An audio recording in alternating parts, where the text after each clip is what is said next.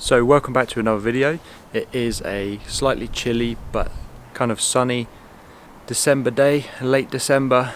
It's almost the end of 2020, but we have one or two more videos to put out. This is probably going to be the last video that will be released, and it is my 2021 e-bike build, which I've been building for a number of weeks now, and yeah, I'm pretty happy with the finished product. So we're going to do a little bit of a rundown or run through or talk through, whatever you want to call it, of the bike, the spec, and then I'll go through some reasons why I picked this bike over the many other bikes that are available that are coming through for 2021, and even the current bikes that are available now for 2020.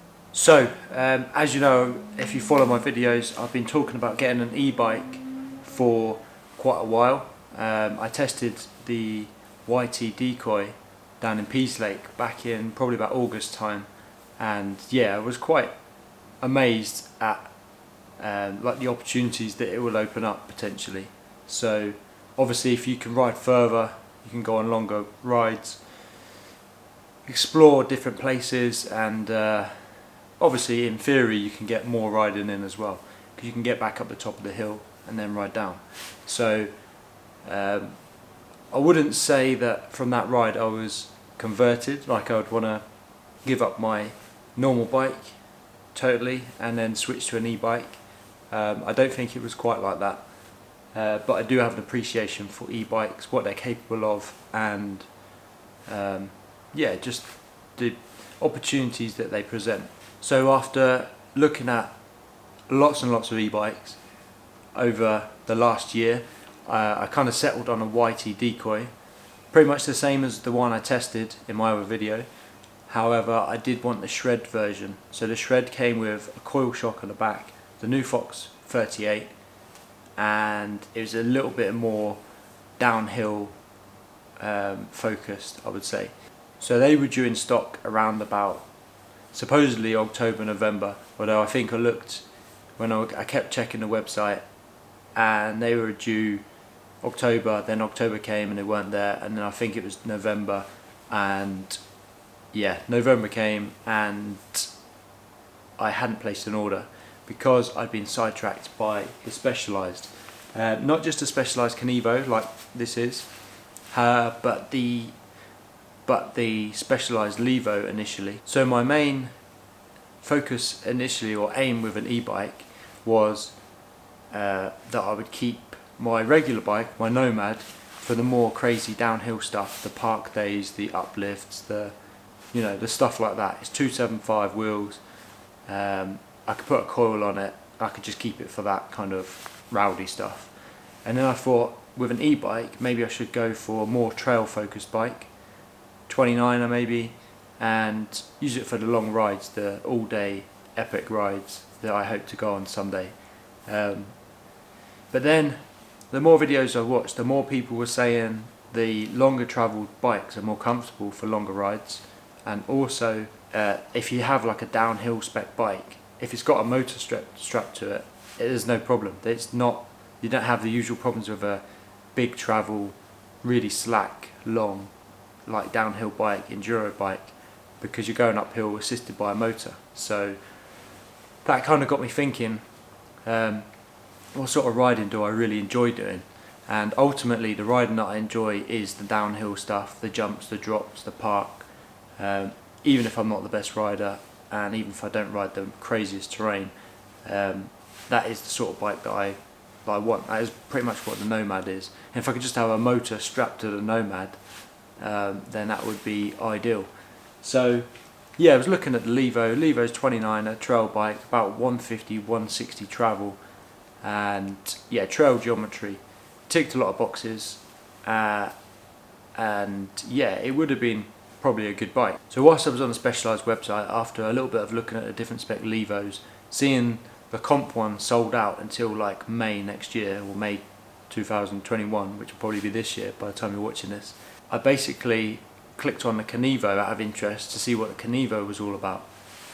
And yeah, quite surprised really. Initially I didn't think too much of the Kenevo. I didn't like the comp version with the dual crown or triple clamp forks up front seemed a bit too downhill bike for me. I don't want that look. I don't want a downhill bike, if you know what I mean. I wanted an enduro bike, a park bike, but with a motor on it effectively. And that is what I think this is. This is the comp spec. So the comp spec is single crown Mazzocchi bombers on the front, which is effectively the Fox 36 in 170mm travel. I did read somewhere that the forks for the Mazzocchi are like a cheaper material or metal compared to the Fox 36. I don't know if that's true or not, but in that same sentence they also mentioned that it had been noted that it was stiffer than the 36. I don't know if that's true or not, but interesting nonetheless. It also was supposed to come with a coil shock. Came with the Mazzocchi bomber, I think, coil. Although I did read that there were some problems with those coils. The coil, rather the damper or the shock, was like leaking. The seals were going, and it was causing obviously problems with warranty claims and stuff. So yeah, to be honest, I half expected to switch that out for another coil shock, a Fox one maybe, or Öhlins or something different. Even though you shouldn't have to. That was probably on my list of things to do long term, as was the fork on the front. I'd quite like to go for a Zeb or a 38. That was my plan, probably a 38 and a Fox coil on the back. But when it shipped and it arrived, it actually turned up with the DPX2 float air Fox shock. So I wasn't disappointed with that, because obviously knowing the problems with the coil shocks, yeah, hopefully this will be fault free. Fingers crossed, we'll see. Although I would like to switch it out for a coil and try that. So the things that attracted me to this bike were initially the coil. I know I've just said it has no coil, but that's not a problem for me, because I can always put a coil in it long term. And as I said, with the warranty issue, at least it's peace of mind that they've changed the shock. The other things that attracted me to the bike were the battery is a 500 watt-hour battery, so that is about average, probably, maybe slightly smaller than some of the bikes are coming with now. However, the Expert model comes with a 700 watt-hour battery, so you've got, I think it's something like 40% range, additional range. Obviously I don't have that battery, and to buy, I think it's over £1,000, maybe £1,200. But the great thing about this bike is I've got the potential to upgrade it, so I can just switch that battery out, maybe sell it on and put in the 700 watt-hour battery if I feel like the range isn't enough for me. But realistically, I look at the riding that I do currently, how long I go out for, and it's probably like a couple of hours at a time. Sometimes obviously I'll go on a longer ride, I'll go to Bike Park Wales or wherever, I spend all day riding, but we'll cross that bridge when we come to it. I also preferred the colour of this. It's like a light kind of grey colour. Preferred this to the black or the green of the Expert, and also I preferred the price of this compared to the Expert. So yeah, this is a lot more attractive bike for me. The Expert is around about, I think, 24 kilos, and this comes in at about a kilo less or thereabouts. So that is obviously a saving as well. So having a slightly lighter bike, even though it's still heavy, is always good. To compare this to the YT Decoy, similar sort of battery. I think the YT had a custom YT 540 watt-hour battery, so we're talking similar sorts of range and spec. But again, the YT had Shimano E7000 or E8000 motor, and that puts out 75 Newton meters of torque. Another attractive thing for this bike is it's got the Bros/Specialized 2.1 motor. It's 90 Newton meters, so it's by far probably the most powerful, or thereabouts, one of the most powerful motors on an e-bike currently. So if you're going to do it, you might as well have a proper motor, or not a proper motor, but in my opinion have the more powerful option if it's available to you. Although arguably, if you're just climbing hills and you're not actually rushing or racing to get to the top, shall we say, then I don't really see that it makes much difference. But again, having the Specialized being a brand that has a lot of shops, bike shops you can take it back to. You can get your warranty claims, if there are any, sorted relatively quickly, I believe, or so I'm led to believe. It's nice to have that customer and sales representative kind of interaction, so you can actually take the bike in, see someone. I know YT have just opened up a store in Guildford, but yeah, obviously that is a bit limited for some people. They can't travel, well, they can travel, but it'll be for some people, if you live in Scotland, for example, or Cornwall, that's a long journey just to take your bike to get maybe a simple warranty claim or repair done. However, it is better than having no shop to turn up to, and it being a send by post, return only. So at least it's a step in the right direction for YT bikes. And yeah, I don't know, it's just a few things that made me pick this bike over the YT, and ultimately I think I'm happy. I think it feels, at least to sit on and ride around, I haven't actually hit the trails yet as this video comes out, but at least to sit on, it feels very similar to the YT Decoy. Even though the Decoy's a 29, 27.5 mullet setup or mixed wheel, it's quite low at the front, which I don't really like. The transition was low at the front and I didn't really like it. The Santa Cruz Nomad, it's got quite a high front end. Again, it's similar. It's a 275 front, it's a 170 fork, 36 versus Bomber, exactly the same dimensions as far as I can tell, obviously being pretty much the same brand, same fork, but the distance between the head tube must be different. I can't remember if I measured that bit or not, but there must be some difference because the spacing is almost identical between the top of the headset and the stem on both bikes, and yet the Santa Cruz has probably got another 30 or 40 mil in, I don't know you call it, whether it's stack or one of the terms you call it, but basically the bars are higher and it's exactly the same bar, exactly the same stem. So yeah, kind of a bit odd. However, that has got me thinking potentially I could mullet this bike or mixed wheel it, whatever you want to call it. So I can go 29 on the front, swap the forks out, and I'll gain obviously a little bit of height that way, and it will be potentially a more versatile all-rounder. I don't know, maybe, we'll see. But I'm certainly going to try it as it is for now, and it will be something I'll think about later down the line. So right out of the gates, the first thing I've changed is the brakes. It came with Kodars, and the Kodars are great, but my preferred brake is the Hope. I like the tech-free lever, I like the quality of the Hopes, I like that it's a British company, and I like the ease of bleeding them. It's just so nice to work with and so nice to operate. So on this bike, being maybe 8 kilos more than the Nomad, I did know that it would need more stopping power. A lot of the reviews said the brakes weren't powerful enough for the speed that the bike can generate. So on the Santa Cruz I had E4, or I have E4 brakes, Hope E4s on 200mm rotors, and they're perfect. On this I've gone for the V4. So the difference between the E4 and the V4, because it's not really clear on the Hope website, or at least I don't think it is. The E4 is the enduro brake, it's got 14mm diameter pistons. The V4 has got 16mm diameter pistons, so the pistons are bigger, therefore they can put more pressure or more force, I guess, on the brake pads, essentially. So yeah, we've gone for V4s, again braided lines. V4s only come with braided lines, whereas the E4s come with braided or standard.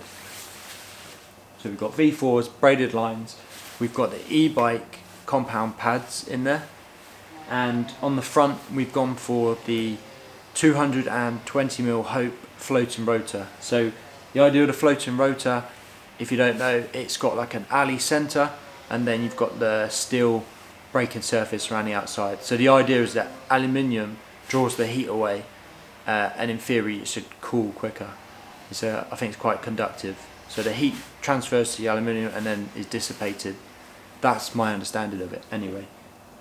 You'll get two-piece rotors on race cars and probably motorbikes as well, I believe. Well, definitely, I'm sure, because of their cooling characteristics. So the big rotor, the bigger pistons, and the e-bike pads, I'm hoping that this will stop pretty well. Certainly my first impressions are pretty decent. I did the bedding in process last night, where I'll ride fast just on the flat, and then I'll pull the front brake or the rear brake one at a time until I bedded it, until it starts to bite. I keep doing that, cycling, and then I'll stop. I'll let them cool down. I'll pour some cold water over the brake pads to wash away any build up of contaminants, and then I'll cycle it again. And I'll do that a few times until they start to lock.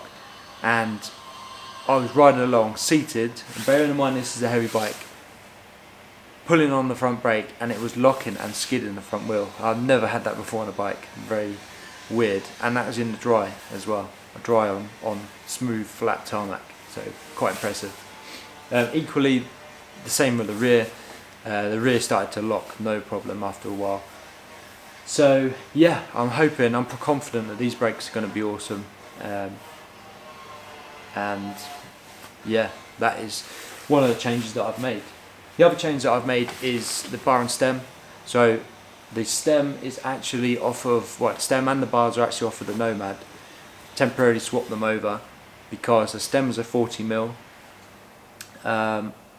and I will be putting a slightly shorter stem on the Nomad. I'm going for a 30mm stem. So the idea being that the reach on both bikes would be similar.